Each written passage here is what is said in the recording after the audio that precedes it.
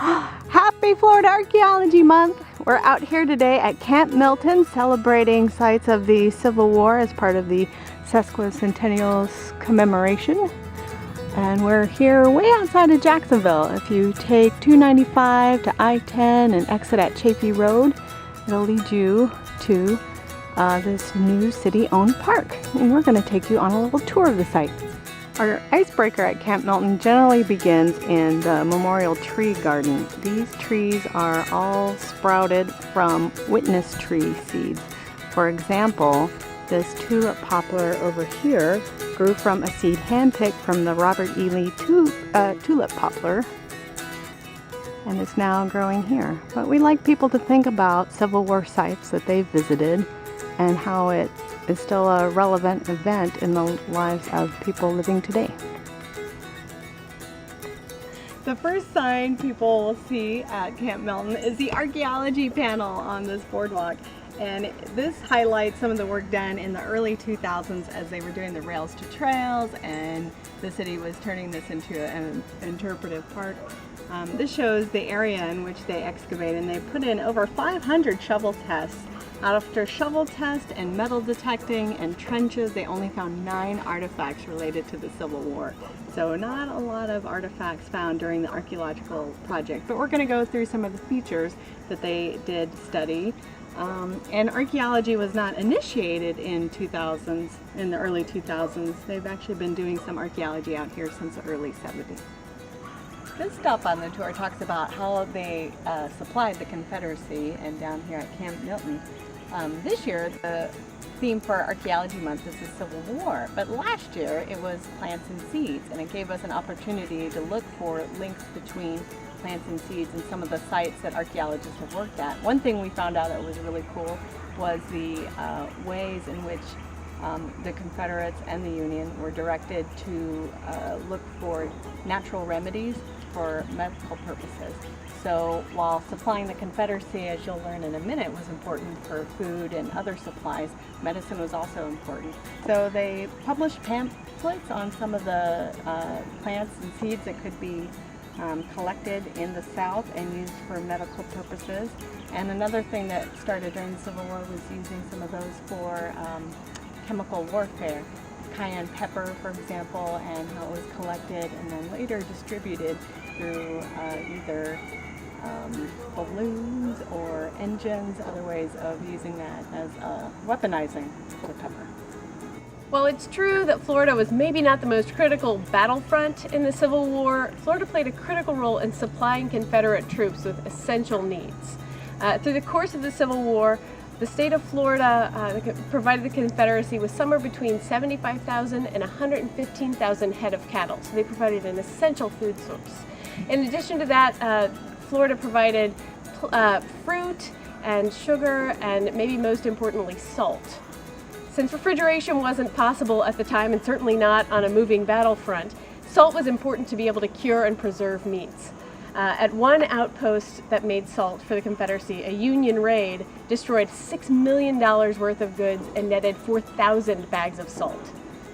The design of Camp Milton is credited to General Beauregard, and it was built astonishingly in a month. Beauregard is also associated with another important Civil War archaeological icon, the Hunley. He helped welcome the Hunley to Charleston August 12, 1863, and I didn't know the Hunley sank not once but twice, so that is astonishing. As Sarah said, Camp Milton was built in a month using the help of soldiers and 700 slaves from the surrounding area. Once it was built, the only piece of the environment that was truly built was the earthwork itself, was the berm. The rest of the camp would have been made up of tents, and it would have been a lot of tents because there were 8,000 people stationed here for a time right after the Battle of Olustee. 8,000 people. Now if you think about that, the largest cruise ship in the world houses 8,500 people, and that's including the staff. Now the work stretched for 3 miles, but I can imagine that it would have gotten a little bit crowded, would have been a little bit of close quarters around here. As for the lighter side of Camp Milton, there is an incident on record. In late March of 1864, the Georgia 6th Regiment challenged the Georgia 1st Regulars to a pine cone battle at night. Now this wasn't just any battle, they lit these things on fire and chucked them at each other. The battle went for a little bit, and then the 6th defeated the 1st, and then they ganged up on a whole other regiment, and that concluded the evening's festivities. The next night it wound up battalion against battalion. There were lit pine cones flying everywhere. There were between 1,000 and 1,500 men on each side, and when they couldn't find pine cones, they switched to pine knots. So you can imagine some fellows were getting singed, getting dinged up by the pine knots. They were having a good old time. The next day, maybe nobody was surprised when one of the generals put a stop to all of that. Now, it's kind of a funny story, and when I think about the fellas I know, I'm not that surprised. But when I think about it a little bit more, there's kind of something more to it.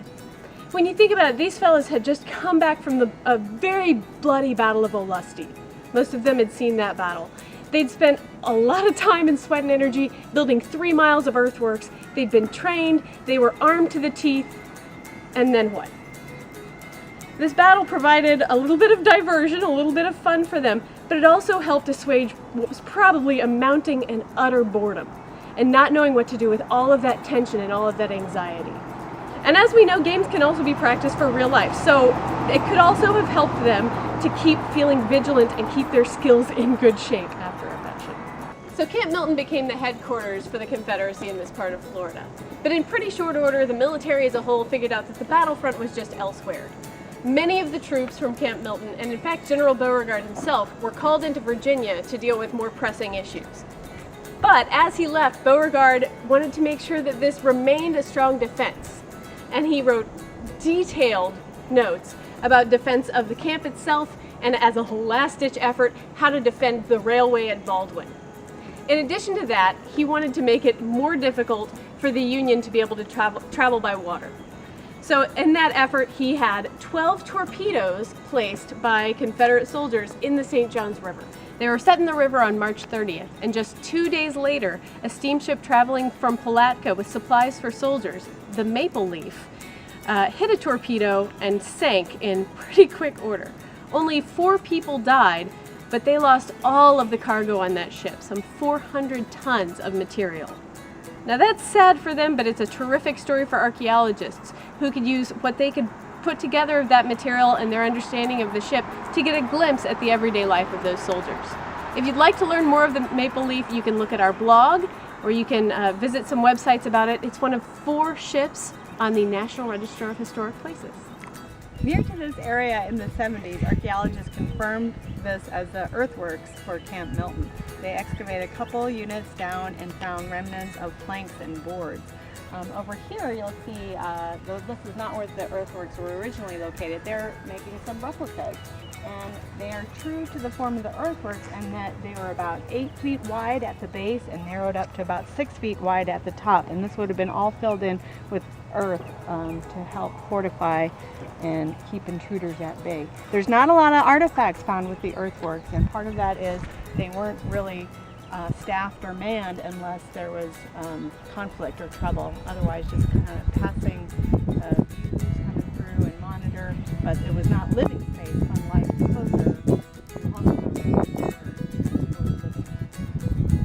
This bridge was not originally here, but it does afford us a good discussion on how troops were able to get over bodies of water. McGirt's Creek is not very deep, but men would sink in the mud at least up to their knees, if not higher, while trying to transport supplies back and forth.